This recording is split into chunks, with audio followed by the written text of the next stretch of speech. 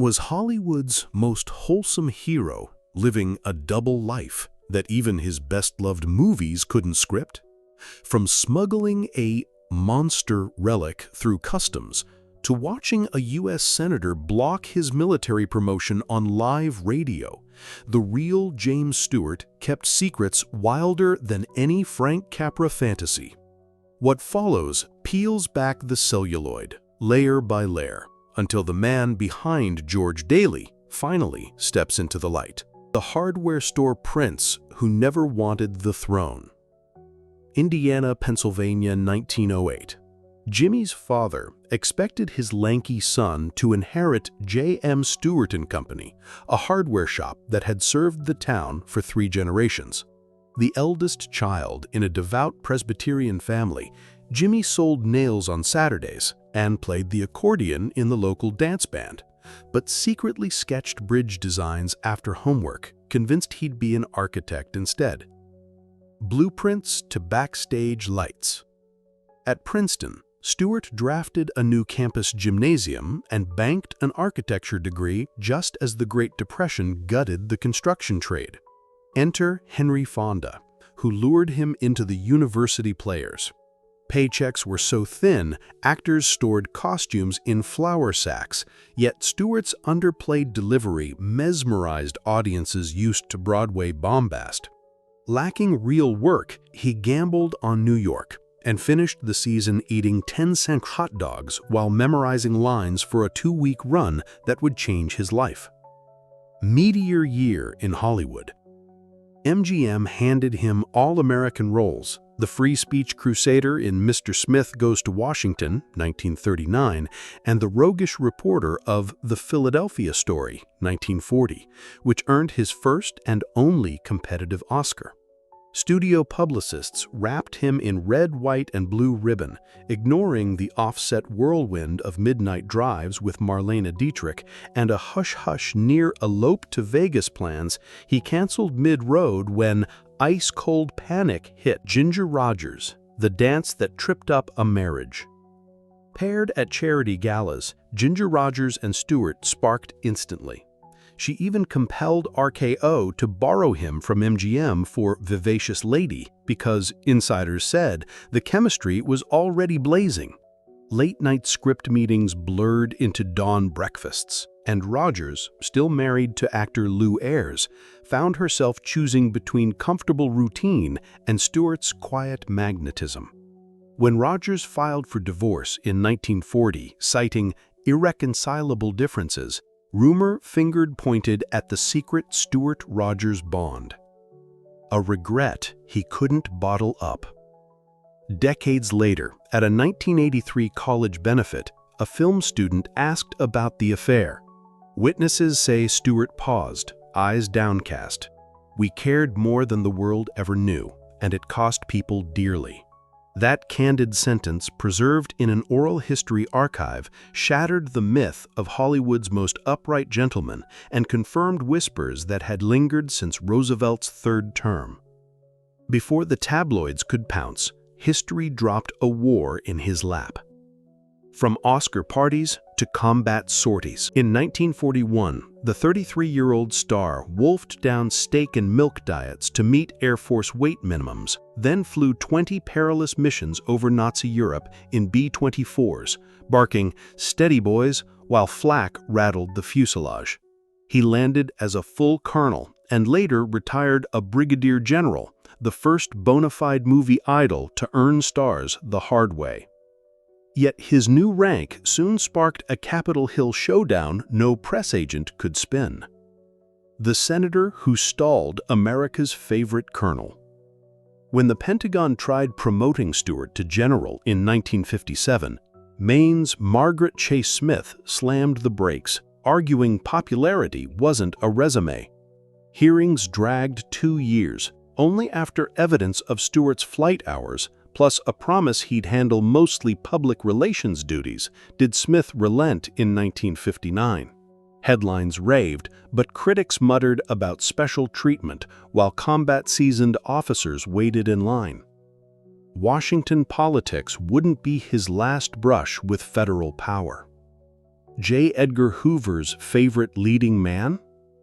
Hoover personally dispatched agents to the set of the FBI story, 1959, massaging scripts and even approving Stewart's co-stars. Contemporary biographer Michael Munn alleges the friendship went deeper, private breakfasts where Stewart repeated studio gossip to help Hoover's Red Scare files, a claim hotly debated but never fully disproven. Ironically, the very film that canonized his saintly image once drew Hoover's suspicion. When It's a Wonderful Life looked commie. A 1947 FBI memo, declassified decades later, flagged the holiday classic for portraying banker Mr. Potter as a capitalist villain and highlighting the so-called common man's problems. Standard commie tricks, the Bureau warned. The file landed on HUAC desks, though Capra and Stewart luckily dodged subpoenas. Today, the note reads like satire, but it proves even America's heartwarming staple once flirted with blacklist paranoia. If that surprise seems big, wait until you hear about the severed finger in his luggage. The Yeti Finger Heist. Christmas 1958, Calcutta. Explorer Peter Byrne rushed into Stewart's hotel clutching a mummified finger, purported relic of Nepal's fabled Yeti. Exporting human remains was illegal, so Stewart slipped the grisly souvenir into wife Gloria's silk undies case. Customs never peaked. DNA tests in 2011 proved it human, but fresh sequencing in 2024 found a puzzling 2% anomaly, reigniting Reddit conspiracies and thrusting Stewart's name back into trending feeds. Adventure satisfied, Stewart faced darker roles mirroring his own inner storms. An everyman turns inside out. Post-war performances in Hitchcock's Rear Window, Vertigo, and The Man Who Knew Too Much spun cheer into obsession, voyeurism, and dread. Critics hailed the evolution. Friends linked it to insomnia born from combat flashbacks he refused to medicate. A set medic recalled him staring into space between takes, whispering bombing run coordinates under his breath until Capra prawled action. Life at home offered comfort until war reached his doorstep again. Fatherhood, ranch life, and an unthinkable telegram. After marrying former model Gloria Hattrick in 1949, Stewart adopted her sons Ronald and Michael, welcomed twin daughters in 1951, and bought a Beverly Hills haven plus Nevada's Wine Cup Gamble Ranch for horseback escapes. The idyll shattered on 8 June 1969 when Marine Lieutenant Ronald Stewart was killed in Vietnam. Friends recalled Jimmy pacing pre-dawn halls, touching his boy's portrait but saying nothing, a private grief that never healed. He channeled that ache into public crusades that divided fans. Politics in prime time. Photos from the 1972 GOP convention show Stewart flanked by Ronald Reagan and Barry Goldwater, lending that trustworthy drawl to hawkish speeches while anti-war protesters dubbed him Bedford Falls war drummer. Supporters saw patriotism, critics cried propaganda, another fissure between the man and the myth. But applause couldn't silence the ticking clock inside his own home. Love, loss, and the quiet fade-out. Gloria's 1994 lung cancer death left Stewart lost at sea, as biographer Donald Dewey wrote. He retreated to his bedroom, declining most visitors and, in 1996, even a routine pacemaker battery change. On July 2, 1997, a pulmonary embolism ended the final scene. He was 89, surrounded by his children, the bedside radio softly playing Glenn Miller, the band he'd once portrayed on film. Yet even in death, his legend kept rewriting itself. Secrets still rolling in the vault. FOIA requests continue to pry open bureau files. Collectors hunt the missing Pangbush hand stolen in 1999, And skeptics debate Michael Munn's claim that Stewart roamed Hollywood parties as Hoover's confidential pair of ears, unsupported but tantalizing. Simultaneously, geneticists argue over that 2% unknown primate fragment from the so-called Yeti finger. So where does that leave the man we thought we knew? A legacy written in contradictions. James Stewart remains the earnest boy who saved Bedford Falls, the ace who dodged flak clouds, the clandestine courier of a mythic relic, the rumored informant, the grieving father, and the lover who once helped fracture Hollywood's golden couple. Each role holds truth, none tells the whole. Heroes aren't chiseled from marble, they're forged from messy, overlapping impulses. And one final question refuses to fade with the last reel. Auction room bombshells. Just when the Rogers affair seemed fossilized in Hollywood lore, 2024's memorabilia market reignited the intrigue. At an RR auction sale in Boston, a studio still of Stewart and Rogers from Vivacious Lady, inscribed by both stars, hammered down for a record price after spirited phone bidding. Collectors weren't paying for glossy paper. They were chasing provenance that linked the duo's private flame to something they could frame on the wall. The sale notes even referenced studio tête-à-têtes that allegedly fueled Rogers' push to borrow Stewart from MGM, a reminder that the romance was no tabloid mirage. But the gavel wasn't the only thing resurrecting Stewart's past. Hollywood tries to rewrite the legend. 6 months later, Paramount announced A Truly Wonderful Life, a 2025 biopic pitched as faith-forward yet unflinching. Early script leaks thrilled some fans.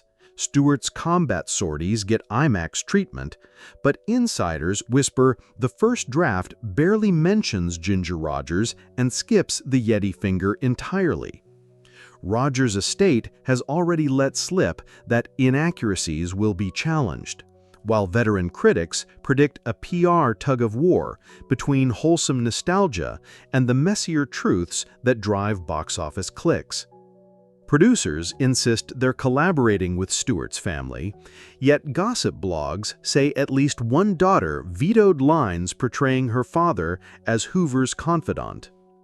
Meanwhile, researchers outside Hollywood are hunting for something far less cinematic but potentially more explosive: the FOIA fight and the Ghost Files. Open Records activists have spent 2 years peppering the FBI and CIA with Freedom of Information requests that zero in on Stewart's alleged brush with Operation Mockingbird, the Cold War scheme to plant friendly voices in the press. The 2023 FOIA log shows hundreds of pending requests, but no sign yet of a Stewart dump. Bureaucrats have kicked the can to at least 2026.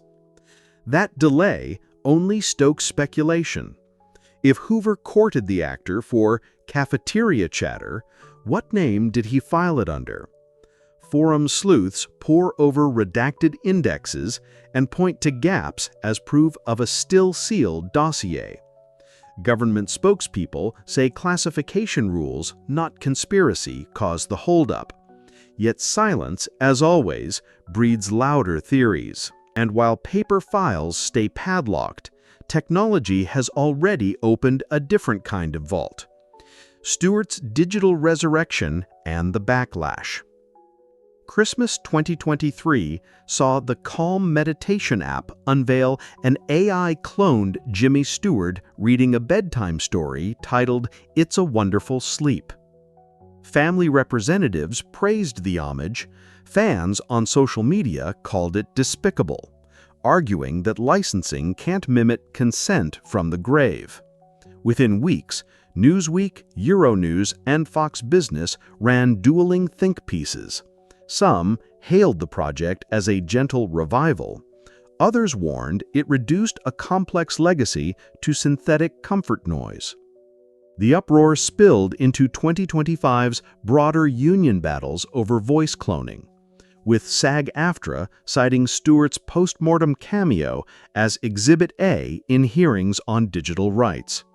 For now, the AI drawl remains live on the app, proof that even in the 21st century, Jimmy Stewart can still start a national argument simply by clearing his throat. What story will we choose? Will history remember Jimmy Stewart as the kindly voice that reassures us every December, or as a flesh-and-blood adventurer whose choices occasionally scorched those around him? His life invites us to look past comfortable folklore and confront the uneasy reality that virtue and flaw can, and often do, share the same heartbeat. Which version you accept says as much about us as it does about him.